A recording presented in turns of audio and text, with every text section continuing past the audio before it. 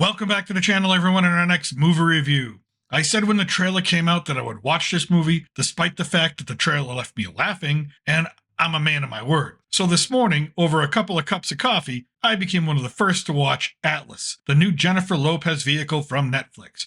And dear God, it was bad. I'm not going to sugarcoat this review. My overall feeling after the credits rolled was, I just wasted 2 hours of my life watching this film. It wasn't even the kind of bad that it was at least entertaining to watch the train wreck. It was just bad. And spoiler warning for this review because I cannot fully explain to you how awful it is without revealing some details. And by that, I mean it was unoriginal, uninspiring, predictable from the opening scene, involved every tired sci-fi trope, over-reliant on CGI, and whoever wrote this thing must have been a film buff because it blatantly rips off Terminator, iRobot, Aliens, Transformers, Tom Clancy's Jack Ryan, Zero Dark 30, Thanos, hell, even dialogue from Magneto in the X-Men comics. And that's what kept me interested in this film. Watching a scene and recognizing what movie or IP it was stealing from. Example, J-Lo's character needs to instruct a group of Rangers on their mission, which is to drop down into an unknown environment, and she is desperate to warn them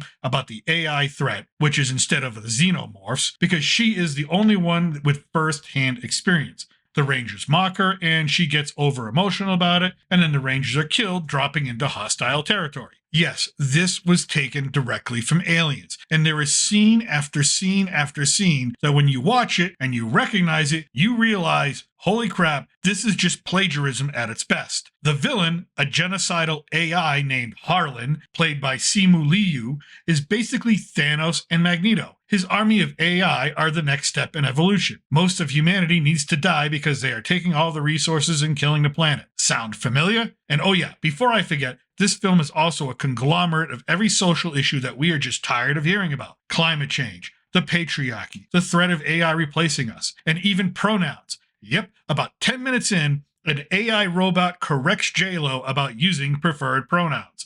I mean, the movie was just a slog to get through. Now, we open with a lot of backstory and exposition, and it truly reminded me of a PS3 game intro until we get to the first Terminator. I mean AI terrorist, and that's when J-Lo was brought in. She's a genius, which is apparent because she can nonchalantly beat an AI computer program in chess for the 71st time in a row, a feat that would be almost impossible for any real-life grandmaster from Europe. And of course, she's the only one smart enough to fool the captured AI into revealing the location of their hidden villain and hidden base, because you see, she's the best analyst the ICN has. What's the ICN? That stands for International Coalition of Nations, created to combat the AI threat, because we needed another world governing body besides the United Nations, but okay. So J-Lo joins the group of Rangers in the Titanfall robots, and they immediately get wiped out trying to infiltrate a hostile planet with very little intelligence gathered on the environment or the terrain. As J-Lo, inside her robot, falling to the surface in an uncontrolled rapid descent, another Titanfall robot piloted by a female grabs her and tries to link with her to improve their chances, which is done by each robot extending a long metal cylinder from out of their lower torsos and combining the tips to form a more perfect union. Now, unfortunately, J-Lo's companion is blasted, and J-Lo continues to fall and eventually hits the thrusters at the last minute, allowing the robot to land on its feet.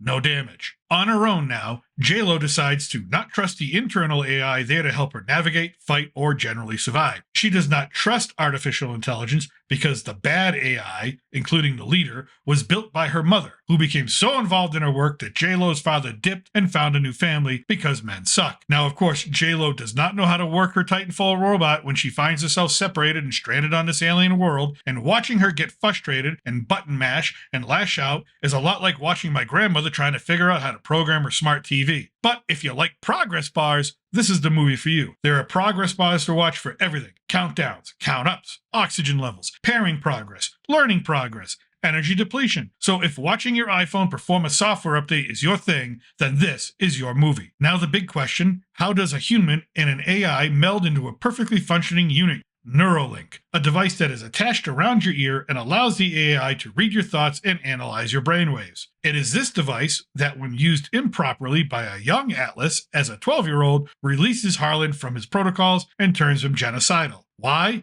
Don't know. It's never really explained. And Harlan kills Atlas's mother, leading to the deaths of over 3 million, which Atlas blames herself for, which is why she does not trust AI and is so obsessed with finding Harlan. And she doesn't trust other people either, because, I don't know, this is never explained. So Elon Musk, Atlas's mother, is also Harlan's mother, which makes J-Lo and the AI siblings. Great, got it, saw that coming from the first 10 minutes. J-Lo's other AI companion in her Titanfall robot is named Smith, who is basically there to play the straight man for all of J-Lo's humor, which is not funny because it falls flat in an effort to be quippy, but comes out bitchy instead. Smith is just a generic AI seen in every other sci-fi action movie. Basically, he's dollar store Jarvis. And when we get to Harlan, finally, it is revealed that his grand plan to save the planet from humans is to get past the orbital defense system and carbon nuke the atmosphere. Now, wait a minute. A few minutes ago, he was monologuing about how he wanted to save the planet from humans, so his plan is to create the ultimate greenhouse gas catastrophe and scorch every living thing. Again, don't look for common sense in this movie. It's just plain stupid. J-Lo is captured, Smith is powered down, but it's okay. J-Lo can will it back to life using her brainwaves and a Neurolink. She jumps into the robot, salvages other parts, adding more weapons to her arsenal. She obliterates the AI army with a little help from the only other survivor of the Rangers, Sterling K. Brown's character, and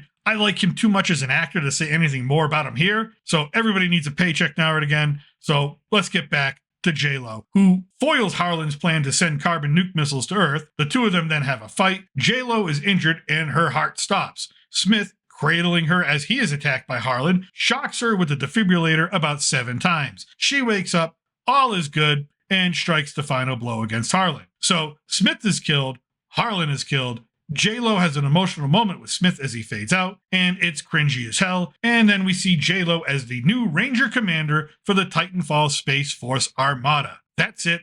End of Atlas. No end credit scene, and thank God for that. I said it in my reaction to the trailer for this film, J-Lo can act when in the right genre. Rom-com, etc. She's not a dramatic actress or an action star. Her acting is terrible in this film. She has 3 go-to modes: stone-faced bitch, weepy emotional middle-aged woman, and full-blown Karen. Now to sum it all up, bad writing, great plagiarism, bad acting, bad directing, just bad. And look, I just saw Furiosa the night before, so when done right, movies can still be amazing. This one was not done right, probably should not have been done at all, so do yourself a favor.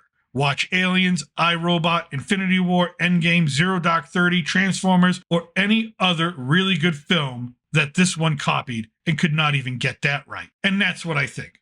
Let me know what you think in the comment section below. Will you watch this film? If you already have seen it, do you disagree with me? And remember to click on the thumbnails for my other reviews, including my new Monday tradition of reviewing a classic retro movie. Thank you for listening, and remember, I'm still your reluctant gringo from south of the border. Salud, and a huevo.